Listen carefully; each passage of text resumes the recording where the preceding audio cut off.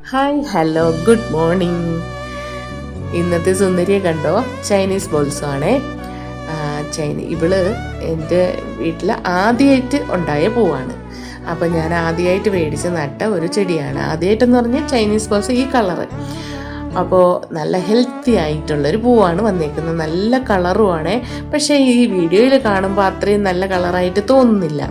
ഒരു നരച്ച കളറായിട്ടൊക്കെ തോന്നുന്നുണ്ട്. പക്ഷെ അങ്ങനെയല്ല, നല്ല ഭംഗിയിൽ ഉള്ള പൂവാണ്. അപ്പോൾ ഇതിന് നമ്മൾ DAP അല്ലെന്നുണ്ടെങ്കിൽ കമ്പോസ്റ്റോ അല്ലെന്നുണ്ടെങ്കിൽ ചാണകവെള്ളമോ പച്ച ചാണകം കലക്കി ഒഴിച്ച വെള്ളമോ ഒക്കെ ഒഴിച്ച് കഴിഞ്ഞാൽ നല്ലതാണ്. നല്ല കരുത്തോടുകൂടി ചെടി വളരും.